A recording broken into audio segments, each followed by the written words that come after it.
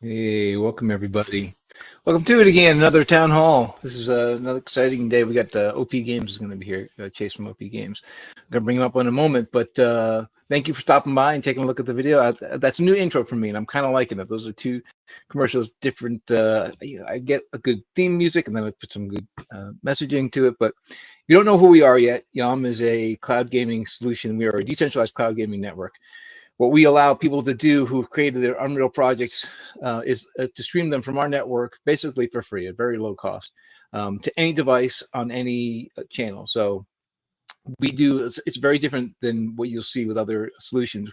We don't have a platform that requires people to get a subscription and then charge them for, or have like a long wait time or anything like that. We decentralize the whole thing, meaning that a person who's developed a game can now broadcast their game from any URL or inside a Telegram, in a Reddit thread, pretty much any place that you could embed a YouTube video. You instead embed a interactive stream from our network to so that players can play however they want to play on any device. They don't need to have the high-end gaming rigs or the consoles to play these AAA quality games built in Unreal. So that's who we are at YOM. The other end of that equation, and the reason why it's decentralized, is we allow people who have a gaming rig at home, if they want to earn passive income with their gaming rig, they let us use their rig, and they put their rig on our network when they're not using it, and then we pay them to have the game stream from their rig to our network, and it's done through a secure device so that the game information is kept secure. But it's a really good way. I mean, the projections can have an average person would earn about $77 per stream, and depending on your gaming rig, you could run anywhere from 2 to 8 streams at the same time. So you could be earning, 2 to 8 times $77 per month. That's when the network is saturated and we've got full adoption. But it's going to be it's a real powerful way to not only get games to more people on more devices and allow people to play 3D experiences on any web browser, on their phone, those kinds of things. But it's also a good way to decentralize revenue, to help people earn an income just from the equipment they own at home. That's the quick and quickest version of YOM for you. A lot of people who are tuning in know already what YOM does. That's why they're part of our community, and I encourage everyone to join our community. Very active in Discord. We also have Telegram. Obviously, if you're not subscribed to our YouTube channel, please do that, because we share these messages and do a town hall each week, though I'm going to go into that in a second. But join us, find out more about YOM. We're actually actively looking for more node operators in our test network. We have our test network up and running. It's robust in Western Europe. It's expanding into North America. We have now 4 experiences running, and I think we're adding a couple more this week. So let me go into the update for the community who are, wanting to tune in to get an update on the project. I'll say first, with more travel than even last week we thought we were going to do. So this week right now going on is the Dutch blockchain week. It's the blockchain event that's happening right now in Amsterdam, and we have a table there, so we've already been. Next week, and the new trip, I'm going to Bitcoin 2025. It's a last minute addition that was added to our schedule, but we have some opportunities there that we want to take advantage of. So I'll be traveling to Vegas next week and taking my gambling money with me, and probably not coming back with it. That's the way it goes. And then right after that trip, I'm going to Unreal Fest in Orlando. And again, that's a great chance for me to meet up with Epic and some people who I know either at Epic or developing for Unreal, and talk about what, again, our network, how we support the Unreal environments. And then we have Brighton is after that. I think that's the next one we have. Yep, Develop Brighton is coming up in July. And then the big event in Cologne, Germany is the Gamescom event, and we'll be going there as well. So very busy schedule as far as traveling going. There's going to be a lot of airports and those kinds of things. For the technology update, for the people who are in our community and they're already checking out the network, we've added, again, that we've done the container scaling, which allows us to add, even more games to each of these individual nodes, and to allow the orchestrator to, again, pick which node fits the person closest to the end user. So the way it happens, if you're not familiar, the end user clicks on the website to play. Our orchestrator says, well, this person's in Poland, so let's find them a node to run off of in Poland, and we find the closest one with the fastest speed. There's also a reputation score that is taken into account, but then it hooks them up. And now what we've done is made that more efficient, and we've scaled it to allow us to have, again, we're going to 4 experiences, and we're looking at a few others that are coming in from a couple of partners and clients who want to use our network to both show their communities that this is the way it's going to work for them, and then again to save them money and to extend their reach. Because again, much of what happens especially in the Web3 game space, but again, our system works for any game built in Unreal. That hesitation of, do I really want to download and install this game is done away with, because as soon as they hit the website, they're playing the game, so they don't have to worry about the download and install. I was looking at some numbers, and it's something similar to the order of 93% of games where a person clicks on the say the Steam page, it shows them the interest. 93% of the times it just stops right there, and 76% of carts are abandoned. So games that get put into carts and then never purchased. It's pretty high. And again, part of that hesitation is, do I want to download and do I want to install? Let's get them to play the game first, and then from there make their decision. All right, so a couple of other items for our community. The alpha test. So we've got, again, 20 nodes up and running right now, mostly in Western Europe and in North America. We have one in South America. We're looking to double that. So in the next month, we've got a drive going right now. If you're interested in becoming a tester, and the testers are receiving the node device, it's about a $400 device that we're giving for free for the testers, and they'll carry into the mainnet once mainnet launches. So your chance to win, not win really, but to use to help us, is to get one of these devices. That's available to you, as well as we're paying each of the testers $150 a month to run the test nodes, so long as they meet some criteria. If you're interested in earning in this way and being a part of this system, it's part of this test protocol, hit our website, join our socials. We've got the links inside of our socials, certainly, and I'll include a link to the form. There are some there's a form to fill out, and because we're looking for certain criteria, which machine you run, how fast your upload speed is, what region of the world you're in. These are different criteria. But if you fit those and you want to participate, I'd encourage you to do so. We're really West Coast of the U.S. is a big area for us. South America is a big area for us, and Southeast Asia, we'd love to be able to get some of those as well. I say West Coast of America, but I actually mean Vancouver too. I'd love to pull in some people from Canada. All right, that's it. Let's bring up Chase. Chase, I hope you're ready. Here we go. That was a bit of a rant. Hey, Chase, how are you? Oh, I think I'm not getting your noise. What about now?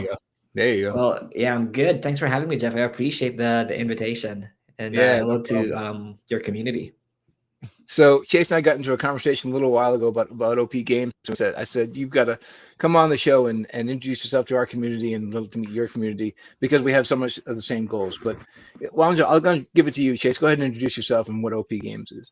Yeah, just hello everybody. My name is Chase. I'm the CEO and co-founder of OP Games. I'm a former games publisher for mobile and browser games for over, I'd say, the last 15 years now, and counting. I've launched mid-core games, hardcore games, mostly RPGs and MMORPG, both in China and Chinese MMORPG outside to the entire world, which does require a lot of stuff to be done, specifically because these are two massively different types of audiences.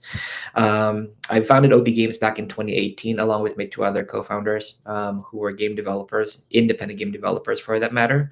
I think, as a publisher, you get exposed to all of the types of game developers out there, studios, AAA studios, and even independent game developers. And I've chose to work with the indies, and I've never regretted it since then. We've undergone so much changes since we founded the company back in 2018. We started off as an NFT marketplace, and then eventually pivoted over to a live ops tooling solution for game platforms. And now we're working on an agentic vibe coding platform for independent game developers. So it's always massive adoption and kind of like just change all the time, depending on what looks to be the emerging tech at the moment. Yeah, so and that's where we ended up bonding a lot over the empowering independent game developers, and we'll drop into that in a minute. But I always like to ask this question first to get started. So when did you first get into games? Like, what was the starting point for you? Were you a gamer as a kid and then built from there, or what happened to get you into that? I mean, I started as a kid, wanting to play a lot of games though, right? I was born in the 80s, so you do have these consoles, those little tiny consoles called Game and Watch, as we call it back in the Philippines where I grew up. And then we had the family computer or Famicom, where my parents bought it for me, but they end up playing it more than I have.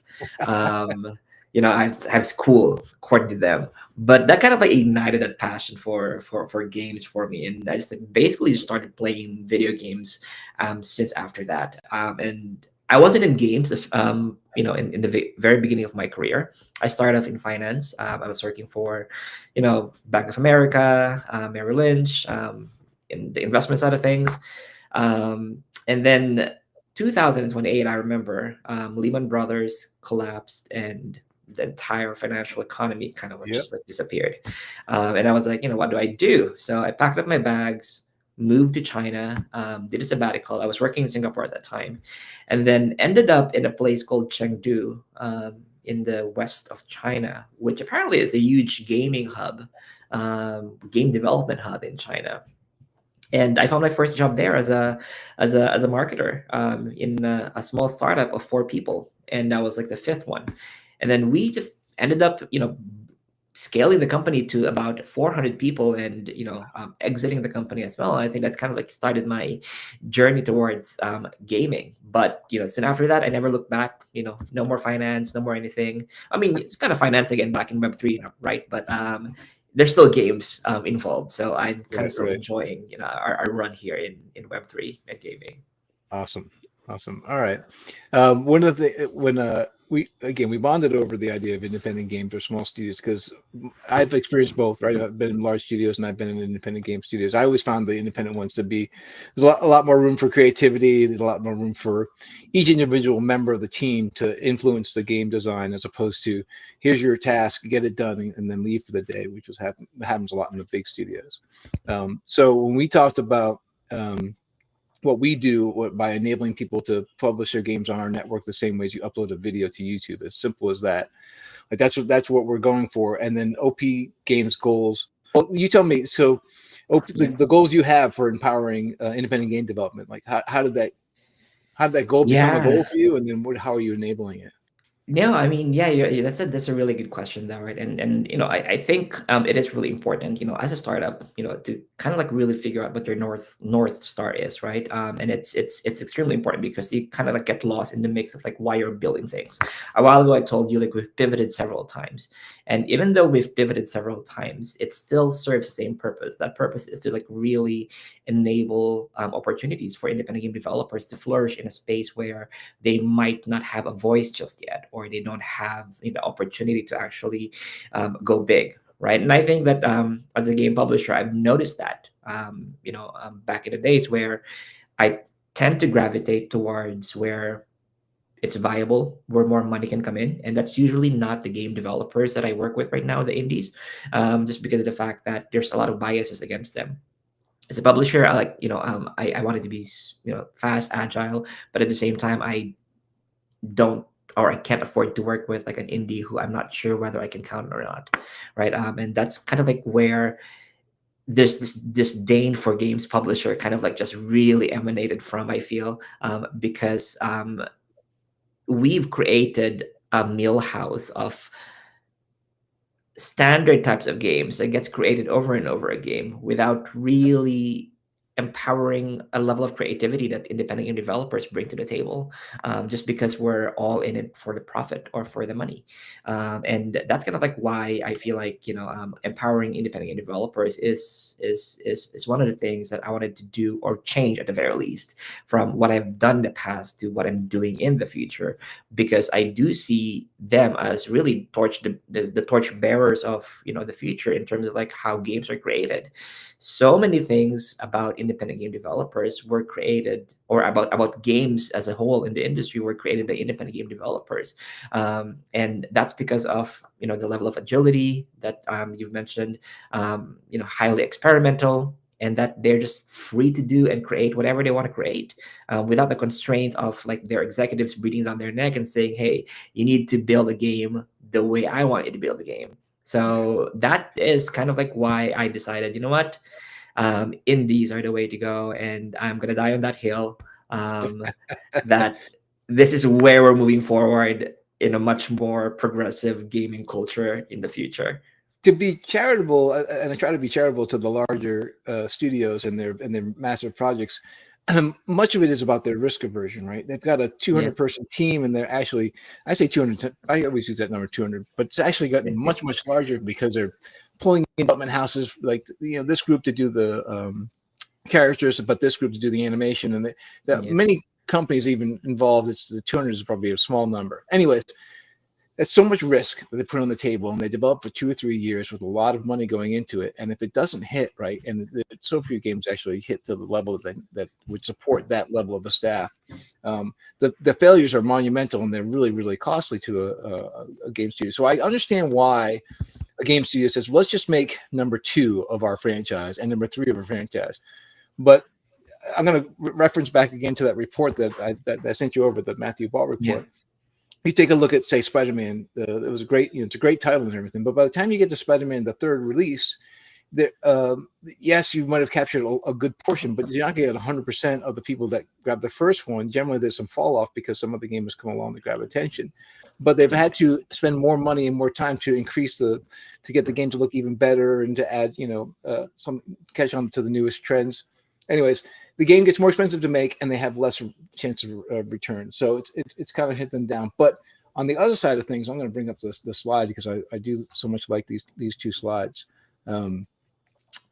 The independent games projects are the ones that are doing very well, right? Again, in the report, Matthew Ball talks about Lethal Company and Gorilla Tag and Manor Lords, which was developed by a single developer, right? And how powerful that is. I think that this is only bodes well for the stuff that you're doing, what we're doing, allowing independent game studios to really flourish and to get a way to get to the players in a better way. Yeah, completely agree. Like, I mean, like in terms of like how the report kind of like shows exactly like why there's like a huge opportunity for independent game developers to really succeed in the space. I think it's really all about them grabbing that opportunity, and also whoever is fortunate enough to provide an opportunity to actually like enable them to create stuff, right? Because a lot of times, if you don't open doors for anything or for anybody for that matter, even if you have the capability to do so, that's such a huge missed opportunity. And that's one of the reasons why I feel like what you guys are working on at YOM and what we're working on at OP Games is very fundamental in terms of enabling this kind of like Cambrian explosion of game developers, just really making it massive opportunity to build, and not just build, but launch games that have this type of gravitas towards its player bases.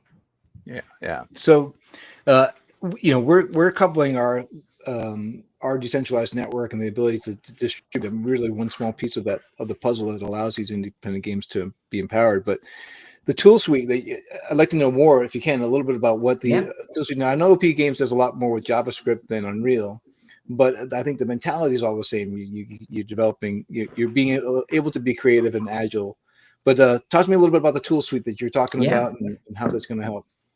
So like it's just a couple of things, right? Like what we currently have and what we're currently pivoting into, right? And so a lot of the stuff that we're working with right now with independent game developers really stems into a guild that we founded a couple of years ago. And you're absolutely right. The primary focus right now is JS and to a certain degree HTML5, game engines that are kind of like more web-based, right? And obviously I think the movement there eventually will become Unity, and then also Unreal, right? Unity and Unreal kind of like just like bundled together for me.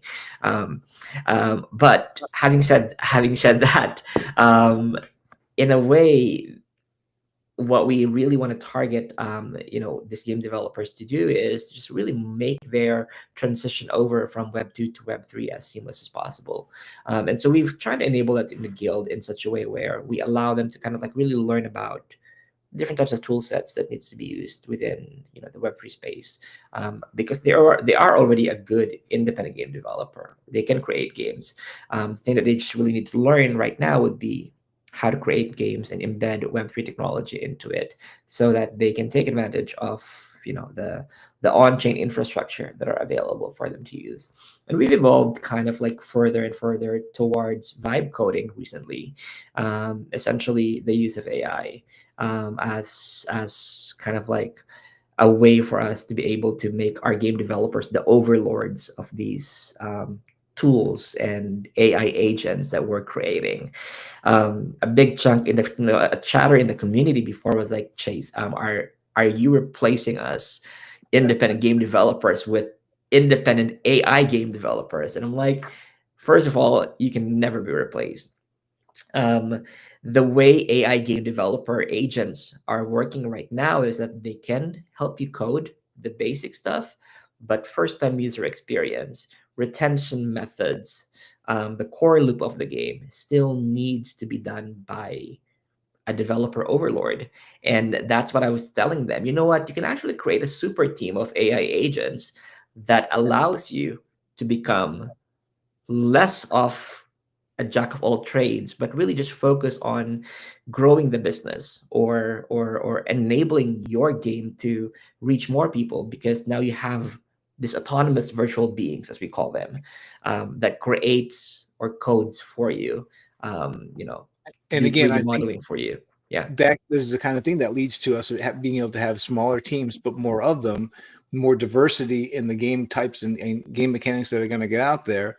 And it's just going to, I think of it as an explosion of creativity. I really feel Yeah. like we're going to have some really cool things they've never seen before. Now, I was a huge fan of games like Katamari Damacy and Journey. All these games are kind of quirky. They were Yeah. smaller titles, I guess, but they had a game mechanic that you'd never seen before, and it just became really, really cool. And I expect this. I'm very, very hopeful to see more Katamari Damacies I like that though, because like I mean like a lot of times I feel like our indies are like unsung heroes of kind of like creating really great game mechanics that doesn't exist before, and now like everybody else is using it, even the mainstream ones.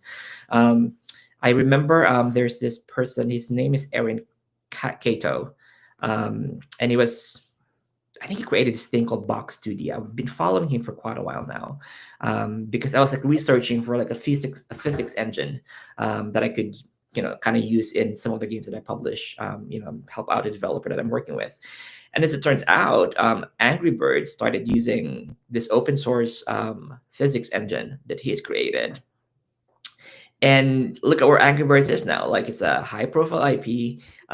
Those The way those pigs are falling into the structure and the birds are falling into the structure was really all thanks to Aaron, who's just created it as an independent game developer. And that's why I've been saying, like, these guys are smart, talented, and just really can create stuff that could massively affect and shift the industry in such a way that we barely notice it, because it's an infrastructure that nobody can see. But they've created such a pivotal way of like enabling a game mechanic that didn't exist before. So I mean, I absolutely think you're right. These are guys that we need to kind of like really nurture and just really help out, and just find a way to build with them. I'm going to go back to that, back to the slides again, because you really touched on.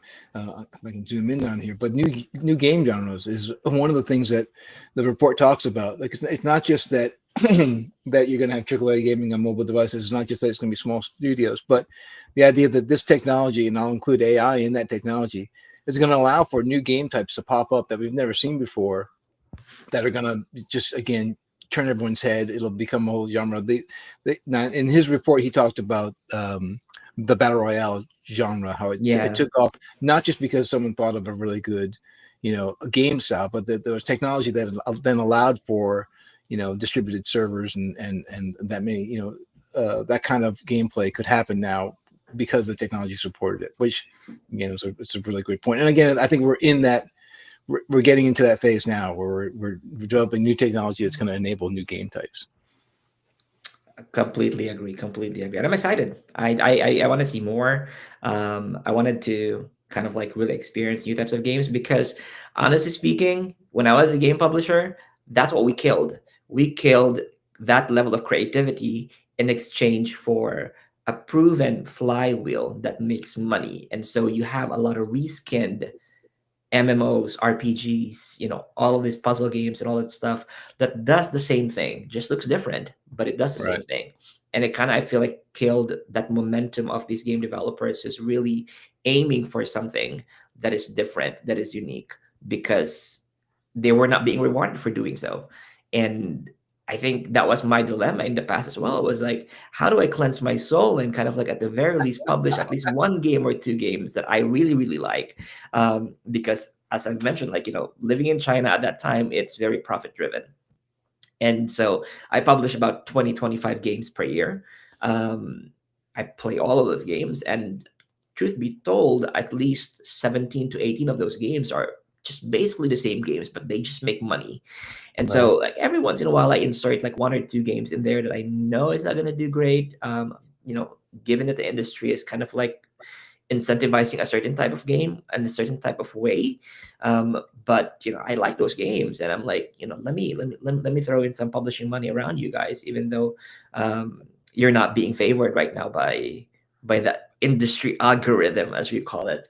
Um, and yeah, I think we had to change that. So OP Games is your penance, making up Yeah, for the past it's sins. my penance. Exactly, exactly. It's like I'm asking for forgiveness. Here is OB Games. We're gonna try to right what was wrong in the past.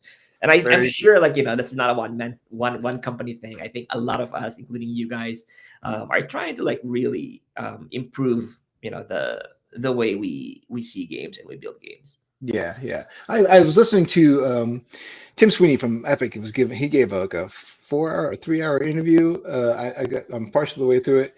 He talks about Epic's mindset has been that way too since the very beginning. Put tools in the hands of developers and make the tools better and better and better, so the iteration time can be faster, and you'll see how much creativity you unlock. And again, I think a lot of Epic's success is because they have that mindset. And it sounds like all three of us, we should all get together with Tim I Sweeney. know. I should call him now. Like, I mean, I don't have his number yet, but like, as soon as I do, or whenever you actually go to Miami or for Florida, Or Orlando, yeah, yeah. Orlando, there you go.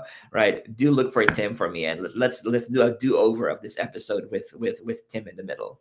Yeah, yeah, I will absolutely. I'll have him reach out. All right. Well, what else should we know about OP games and the future? What's the roadmap look for you guys? There's a lot of things going on right now. We just recently launched our first autonomous game developer, an AI game developer. We're calling him Pot Noodle Dev, just because one of my co-founders is actually a really fancy British person, and he's just coined, okay, Pot Noodle Dev. But well, I'm gendering him, but like it's an AI, so it's able to create a game now on prompt, mostly very hyper casual games.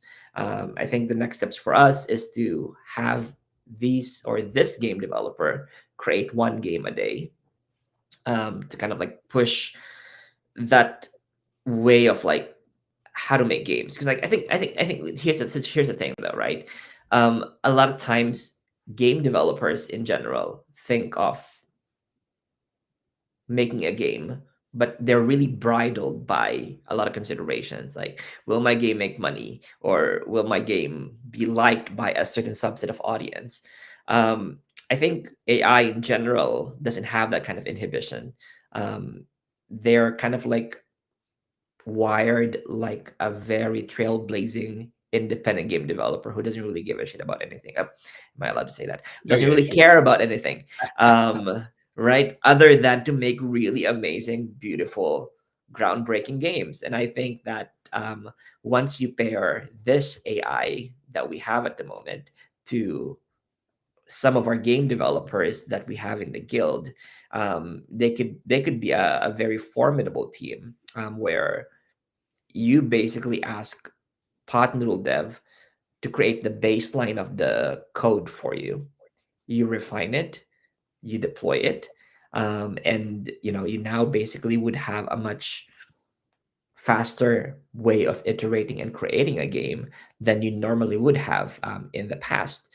So that's one of the things that we're working on right now. The tooling that we have for creating an AI agent, um, that is already done as well. So we've already published that within our website. We're working currently on a platform for these game developers to succeed or to thrive, and to have basically control over the games that they create. Arcadia was the first iteration of the platform that's already out. We've recently concluded several game jams, one being GameDev.js, which concluded last week. We had 400 entries in the jam, really cool games. Some familiar faces from last year still won, which is congrats to them. And now we're preparing for another game jam in August, called JS13K. And this will really test out, I guess, the discipline of independent game developers, because they're only allowed to create a game that's 13 KB or below. And God knows how difficult that is now, given that there's so much noise. There's so many things you can do with games already. So how do you I guess, curate, the kinds of stuff that you put in on a game so that it doesn't go over 13K KB. So that's happening in August. It's called JS13K Game Jam. And to a certain degree, I would love to work with you guys as well on a game jam at some point in the future. That would be fantastic. Yeah. I think our devs are going to be ecstatic about kind of like just exploring something new as well. It's going to Because be, that's in the cards for us. We talked yeah, off air, but the idea that having OP Games help us do a game jam where we, the winners and even the ones who, place it all, get launched on our network. And, we ourselves could look at the game and say, we think this game is going to be great. But with the YOM network, you can have the people who are playing the game actually do the voting and tell us which games are the ones who yeah, win. definitely. Hey, let me bounce something else off you too, because I had this conversation, like a text conversation, in one of the user groups that I'm involved in. It's an independent game developers group. Yeah. There's a mom who jumped in and said, "Hey, my son is really interested in making games for a living. What should he do in high school to prepare for a career in games?" I'd be curious about your take to that question. What I said, a lot of the answers they were getting was, take good math courses, get into computer science courses. And I went completely a different way, and I said, have him develop a card game or a board game with some friends, right? The design process and the iteration process and the tweaking and receiving feedback, which can be difficult for people who are artistic. All those parts are important, as important as learning good math skills and computer skills. So that was my answer. And I think as you talk about the AI agents you're enabling, building a game by yourself is nowhere near as easy as building it with somebody else to feed off of. And if I'm trying a game mechanic and I give it to the AI, I say, well, how does this feel? Or try to break this mechanic, or exploit this mechanic. I've got somebody on the other side who's not my brain, but somebody else, or an artificial brain that's actually doing things that I wouldn't have thought of because I did design myself. Anyways, that question, like, what should I do for my kid in high school who wants to get into games? What kind of advice would you give? Well, first of all, that advice you gave was actually really amazing. It's really good because you're right, right? There's so many things that this advice can go to, right? Like, take computer science, for example, in college or something, right? Be learn how to code, right? That's always there. And I think, there's value in that. And quite honestly, as a founder, for example, who's non-technical, I wish I could code, right? Just recently, AI kind of like helped me a little bit in terms of like not needing to code but still being able to do stuff. And I think that that's also going to be the case for game development too, right? And so it just basically opens doors for people that are novice, that are new, and that are just like really wanting to explore things. But number one, I think being creative is equally important when it comes to building games. And I know that we're always emphasizing on the technicalities of things, and I'm sure that that should be important. But being able to actually be as creative as possible in terms of like how you work on a core loop on a game mechanics, for example, I think that would be great. I think as a kid, for example, like I think you and I may have had moments in our lives where we started to create our own game, right? Like Oh yeah. what does what, like who does who, and all that stuff. And I think like whether it's a board game, a card game, or any kind of game for that matter, being able to learn how to document that and kind of like just really edify that game into structure, into existence, not just in your head, but rather just like being able to like write it down and and document that game, and just basically able to actually pass it on from one person to another, and that person interprets the game the same way. I think it's a good practice to kind of like really engage, high schoolers or even children to really start learning about, okay, um, the transference of the ability of me to transfer over like game mechanics from one person to another, because that's kind of like where what games is all about anyway, right? It's very culture driven, right? Like the way we see culture and how we sort of like document that and transfer it over to like the next person or the next groups of people is the same way we want our games to be. And so I think, if I am to tell that mom in terms of like what's the easiest way for me to exercise that, it's just to basically come up with a game that you think about in your head, a simple exercise, write it down, and then see if I'm able to explain that game and have that game recreated and see if it's played the same way, by another person, and ask the other person to do the same thing, kind of like a telephone game of some sort. Yeah, But it's I guess like I'm just copying you, in the in the advice that, like, make a board game, because I honestly think that that's the easiest way to like test that out, and the technical part can be learned eventually. But I think the basis of like how to build a game really comes from the imagination and that level of creativity that you should be right, cultivating. I right. mean, And sure, you can be talented, but you should cultivate that talent at the very least as well. yeah, and I've said that all the time. I've worked with a lot of very smart engineers, but mostly I've worked with a lot of creative engineers. The creativity is not just the artists and the animators, those kinds of things, but the engineers themselves are just doing creative things with code they had never done before. It's not the same thing as making banking software when you're engineering for a video game. No offense Correct. to the guys who do banking software, but They're not gonna come for you. Don't worry about it. all right, Chase, this has been great. All right, how do people find the OP Games website and then socials and all those Yeah. things? So I guess like everything is to make it easier for everybody. You can find OP Games at opgames.org, and all the links within OP Games, within the products that we're building, within the AI agents that we're working with, within the platform that we are building, which hopefully we can release in the next couple of months, is all going to be in that website. So opgames.org. Awesome. Awesome. All right. I'll stick around after I hang up and we'll say goodbye off air. But thanks everybody for Thank you. tuning in. I hope everyone like the stream. Again, this has been a great conversation, Chase. I love talking to people who've been in the gaming industry a long time, and especially when we have similar goals. So Thank you for thanks, having man. me. Bye. All right, everybody. Y'all be good. We'll be back again. Oh, actually, no, we're not going to be back for the next week or the week after, because those are 2 weeks that I'm traveling. So the third week from now is when we'll have our next town hall. And I think I have a guest lined up. I think we're going to bring back Neil, who was going to be from Nemus, who was going to be here a couple weeks ago, but had to cancel for emergency. So he'll be on, and we'll also wrap up everything that I've done at those 2 conferences, back-to-back conferences. Looking forward to it. All right. Thanks, everybody. We'll talk again soon.